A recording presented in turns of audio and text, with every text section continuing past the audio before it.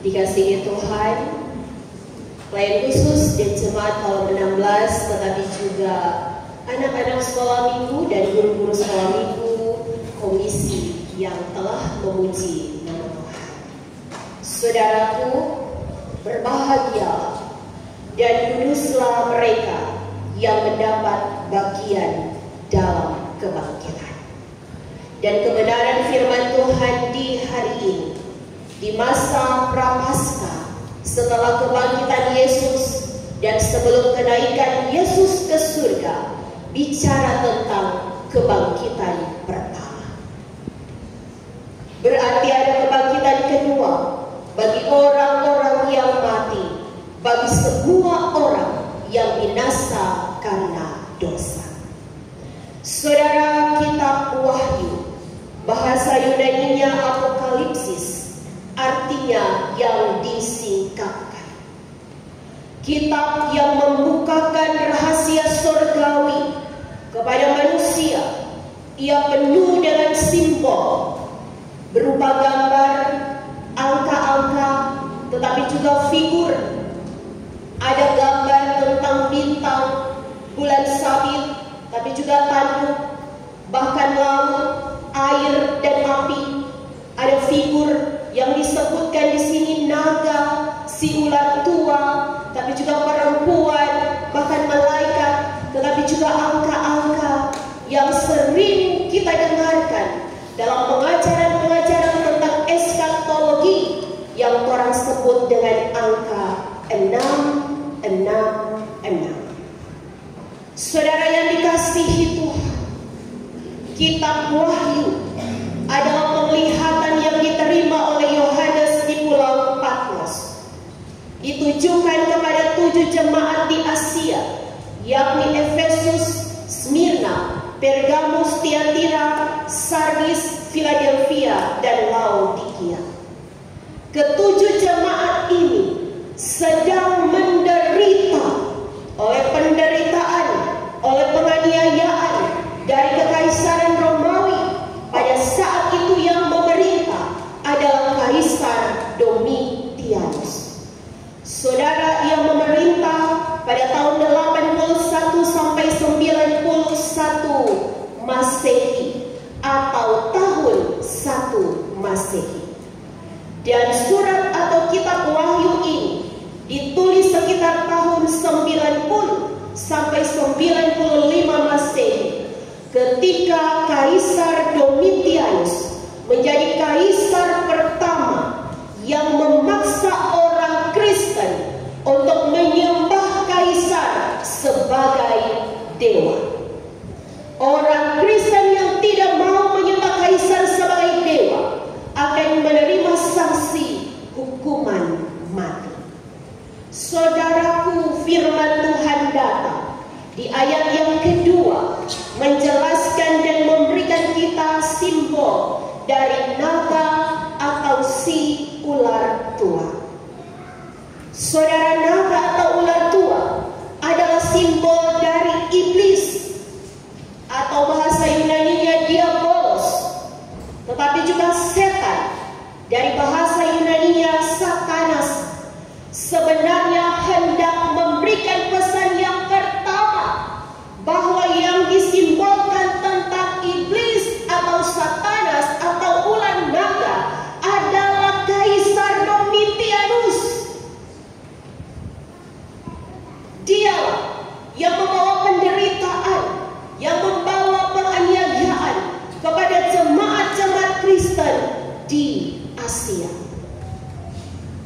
Lalu yang kedua, simbol dari naga ini menunjuk kepada kuasa jahat yang di dalam surat Petrus dicatat, iblis yang berjalan keliling seperti singa yang mengaum-ngaum mencari korban yang hendak dia makan.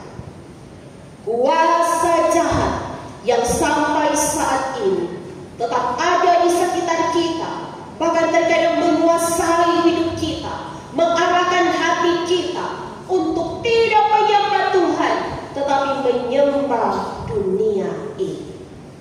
Karena itu, saudara yang dikasihi oleh Tuhan Yesus,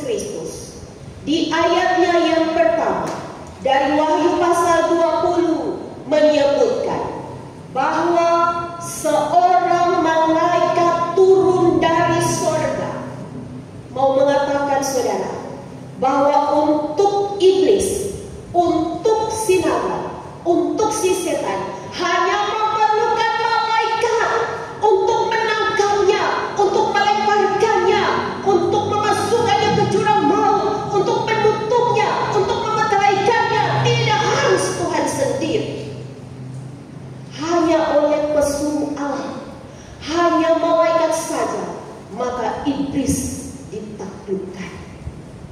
Karena itu saudara yang dikasihi Tuhan, kalau malaikat ini saja bisa menangkap, bisa memasukkan iblis, tapi juga menyegelnya, memeteraikannya, maka Tuhan yang kita sembah, Dia lebih dari segala-galanya. Kita boleh dianiaya, kita boleh menderita, kita boleh saja diinjak-injak oleh pergumulan, oleh tantangan, tetapi kalau yang kita serukan, yang kita mintakan kuasa Tuhan untuk mematahkan setiap kuasa jahat yang hendak membuat kita jauh dari Tuhan, maka apa yang Tuhan tidak dapat lakukan? Dia lebih dari segala-galanya. Saudaraku, firman ini dibagi dari dua bagian, ayat 1 sampai ayat 3 menjelaskan tentang aspek dunia pada masa 1000 tahun. Apa yang terjadi di dunia pada masa kerajaan 1000 tahun. Dan ayat 4 sampai ayat 6 tentang aspek sorgawi, apa yang terjadi di sorga pada masa kerajaan 1000 tahun. Namun sebelumnya kita harus memahami lebih dahulu tentang kerajaan 1000 tahun ini. Saudara, 1000 tahun bukanlah menurut perhitungan kita manusia, bukanlah menurut kalender kita manusia. Kita berhitung tahun pertama sampai tahun 1000, tidaklah demikian. Mazmur pasal 90 ayat 4, 2 Petrus pasal 3 ayat 8 mencatat, di mata Tuhan 1000 tahun sama dengan 1 hari, atau 1 hari sama dengan 1000 tahun. Artinya saudara, jika kitab Wahyu dengan cara yang mengagumkan, membuka rahasia bagi kita yang terbatas ini tentang sorga dan dunia, kita hendak diingatkan hari ini bahwa mari kita tidak terjebak dengan perhitungan-perhitungan waktu manusia yang kemudian membawa orang-orang untuk meninggalkan tugas pekerjaannya, menjual harta bendanya, oleh karena ramalan-ramalan, oleh karena nubuatan-nubuatan pada tahun depan Tuhan akan datang kembali. Agar kita tidak terjebak sehingga kita menjadi orang-orang yang pasif dengan dunia ini, tidak lagi belajar, tidak lagi bekerja, tidak lagi berusaha, tetapi kemudian 100% kehidupannya adalah tentang bagaimana menantikan Yesus sebagai hakim yang adil. Saudara, bukankah manusia terdiri dari jasmani dan rohani? Kalau cuma jasmani yang orang kasih makan, maka rohani kita akan mati. Kalau cuma rohani yang orang kasih makan, maka jasmani kita akan mati. Dalam pengajaran kebenaran firman Tuhan diajarkan tentang teologi keseimbangan, bagaimana kita pandai mengatur, mengelola waktu kita untuk bekerja, untuk beribadah. Karena ada umat Tuhan, 1 hari 24 jam, 1 minggu 7 hari bekerja, cari duit, dia tidak coba ibadah.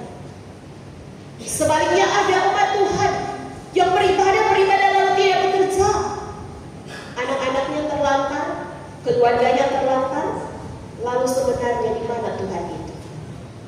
Saudara, hari ini sekali lagi, mari kita tidak terjebak tentang perhitungan angka-angka 1000 tahun ini. Sebab sesungguhnya kita hendak diingatkan bahwa bersama dengan Tuhan kita akan masuk pada suatu masa di mana iblis ditaklukkan, di mana kuasa jahat dikalahkan, di mana kita menikmati damai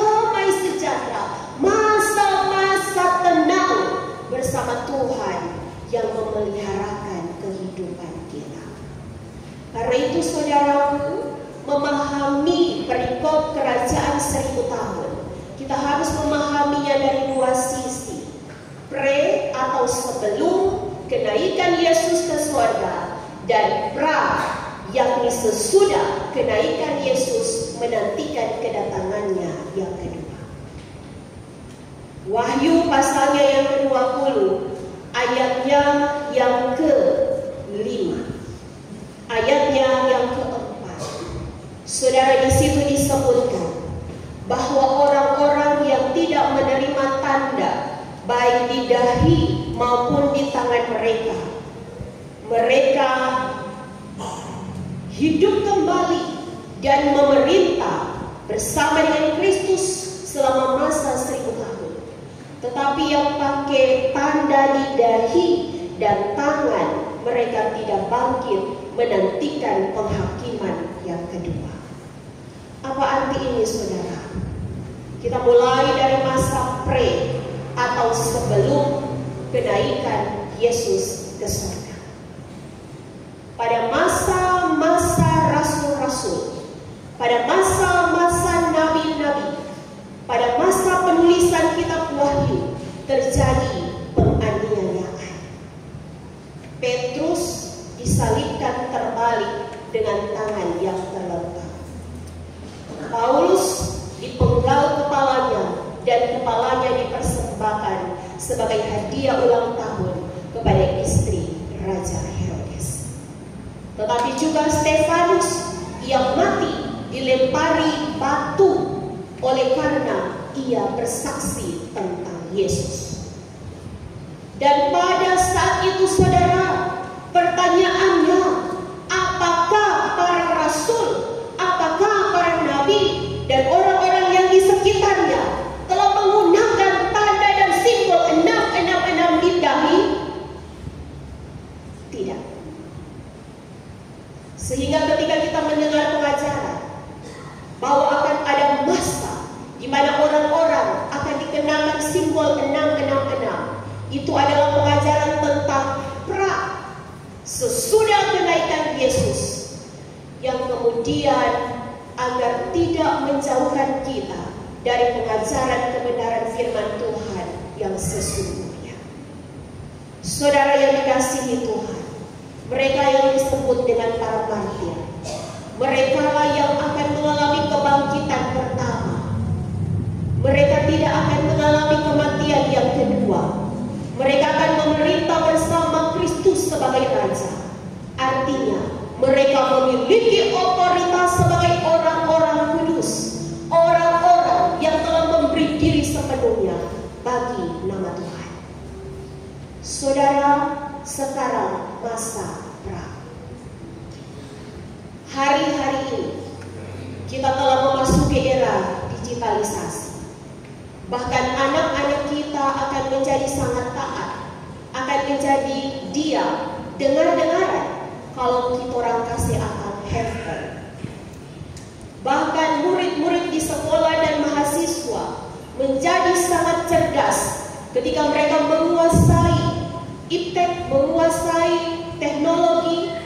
Dengan mudahnya mereka menjawab setiap ujian-ujian yang ada, karena itu mereka temukan melalui teknologi.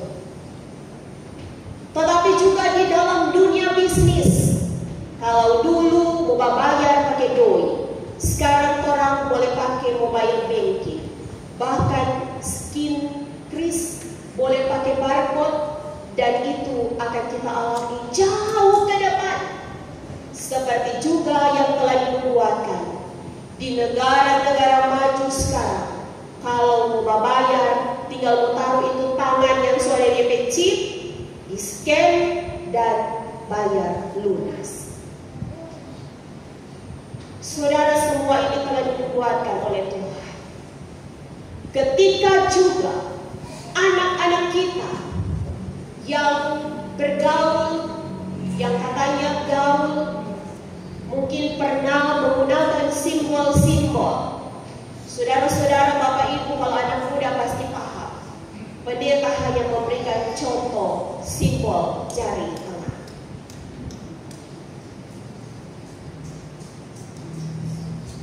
Saudara mungkin cuma baku sede supaya keren, supaya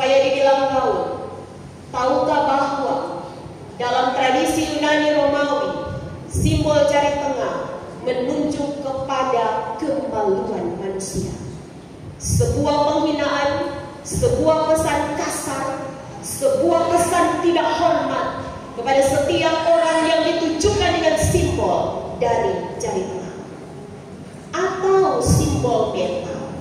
Anak-anak muda, kalau nyanda jaga gini, nyanda metal di benang, nyanda keren. Saudara, kita Wahyu mencatat simbol metal adalah simbol dari tanduk setan yang hendak menjelaskan tentang suatu rasa semangat yang meluap-meluap sehingga menyebabkan seseorang memberontak. Seorang anak menjadi pemberontak kepada orang tua. Dia merasa dirinya benar, dia merasa dirinya yang paling tahu dan tidak membutuhkan nasihat orang tua lagi. Saudara, 6. Dalam Alkitab 6 menunjuk 6 hari penciptaan. Dan 6 ini adalah simbol dari Tuhan sendiri yang menciptakan dunia dan segala isinya, termasuk kita manusia dan segala sesuatu baik adanya. Sehingga 6 yang disimbolkan 3 kali, 6 adalah sebuah penegasan tentang Tuhan. Dia kudus, Dia mulia, Dia satu-satunya Tuhan dan Juru Selamat. Kalau Torah di masa pre, tapi juga di masa pra, setelah kenaikan Yesus, dikatakan menggunakan tanda di dahi dan tangan. Sebenarnya tidak harus orang tiba di 50 tahun kemudian, ketika mungkin benar ada chip di dahi maupun di tangan dengan simbol itu. Namun saat ini, seperti masa pre, simbol 6 itu sudah ada. Bagaimana cara kita melihat ketika kita menempatkan diri sebagai Tuhan? Ketika kita menepuk dada dan berkata, saya adalah kebenaran, saya adalah hukum, saya yang paling tahu, saya yang paling suci. Ketika kita menempatkan diri sebagai Tuhan, 6, maka kita telah menjadi orang-orang yang disebutkan antikris, yang tidak akan mengalami kebangkitan pertama, tetapi kebangkitan yang kedua untuk dihakimi, lalu dibuang ke dalam lautan api bersama dengan iblis, bersama dengan setan yang ada di jurang maut. Semuanya dibuang bersama ke lautan api, di dalam neraka. Dan itulah yang disebutkan kematian yang kedua.